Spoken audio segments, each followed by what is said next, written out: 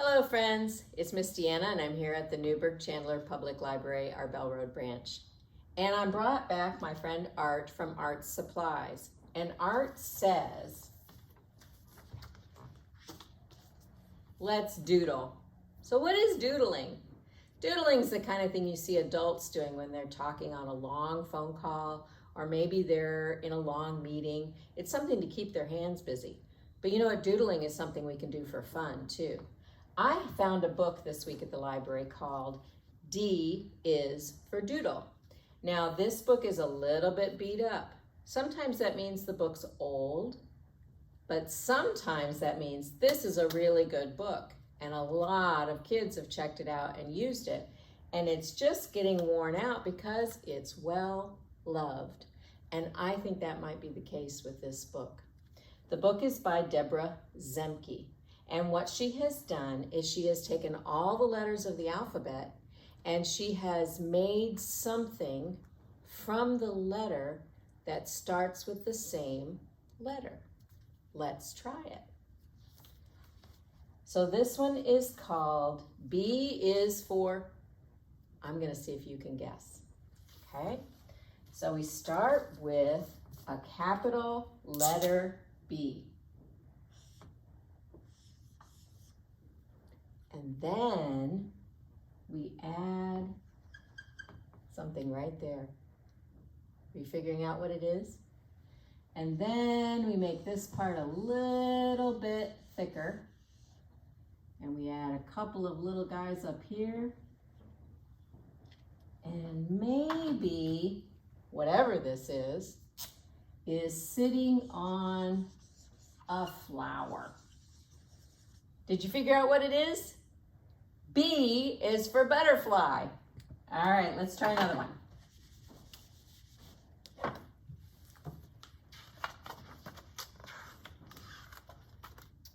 Oh, this one is fun because you can do this one a lot of different ways. You start with the letter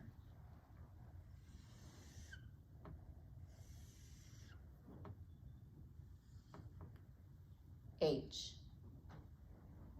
Then you make the middle part longer, and then you decorate the top part however you want. It's still kind of confusing, isn't it? But what if I do this?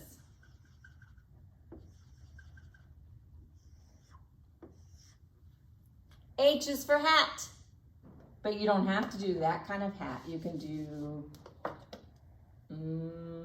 a cowboy hat. You can do a really snazzy hat, right? Lots of different kinds of hats. Okay, one more. I love this one. I think I'm gonna do this one in green. O is for, you're going to get this one right away. 1, 2, 3. How many am I going to make? 4, 5, 6. Should I stop now? No. 7 and 8. What is a creature that lives in the sea and has 8 legs? An octopus. All right. You get the idea? It's a great book, and it's called D is for Doodle by Deborah Zemke. All right, I want to introduce you to another artist. This artist is called Sebastian Meschenmoser. Has a great last name, isn't it? And we have 2 books of his in the library. One is called Waiting for Winter, and one is called It's Springtime, Mr. Squirrel. But I want to show you this artwork up close, so come a little bit closer. Well, friends, this is an up-close view of the books I just showed you. This one is called Waiting for Winter, and it is by Sebastian Meschenmoser. if I'm pronouncing that right. I apologize, Mr. Meschenmoser, if I'm pronouncing it wrong. If you go back to some of our old videos, Miss Lynn did a video on hibernation, and in that video she tells this story. But this is what I like about Mr. Meschenmoser's illustrations, is they're kind of scribbly, almost like a doodle. And he has a way of drawing this squirrel character that even though it's a still picture and not a video, it looks like it's moving. In this picture, Mr. Squirrel is falling asleep, but he's trying to stay awake. So he decides that exercise is going to keep him awake. And watch on this next page how Mr. Meschenmoser makes it look like the squirrel is moving. That squirrel is all over that branch. Now, if you think about squirrels you've seen running around in the yard, can't you just imagine a squirrel moving this? But look at all these squiggly lines. Each picture is a little bit different. It's kind of like doodling. The other book we have is called It's Springtime, Mr. Squirrel. Now, normally when you want to find out more about the author of a book, you go to the back page. And here it tells some information about the author, but it doesn't give a picture of him. I know he doesn't look like that, but look what I found on the front page. Do you see this picture?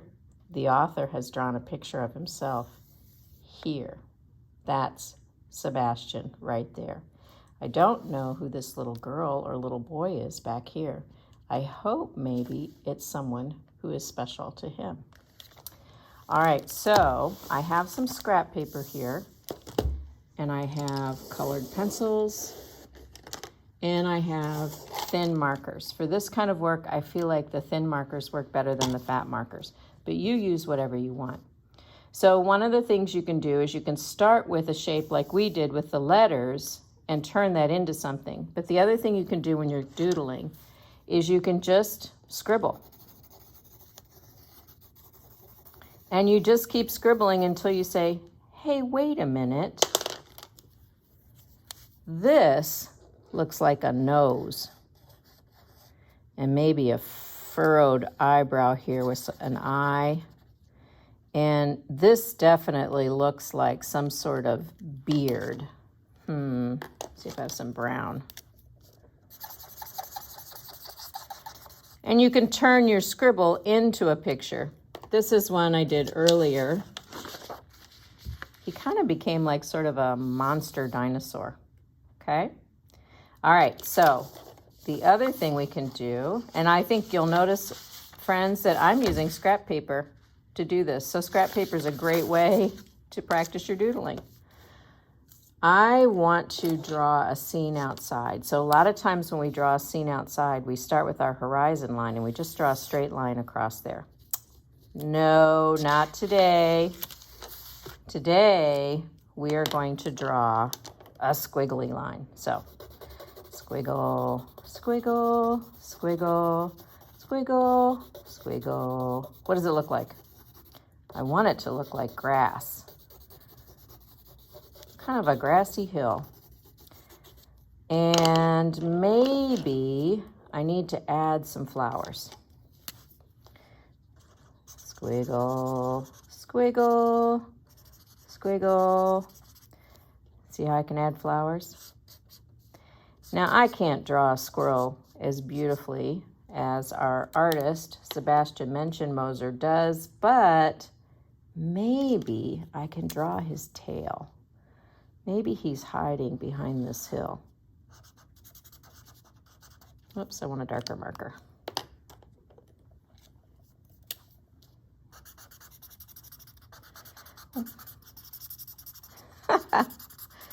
Is it a squirrel's tail?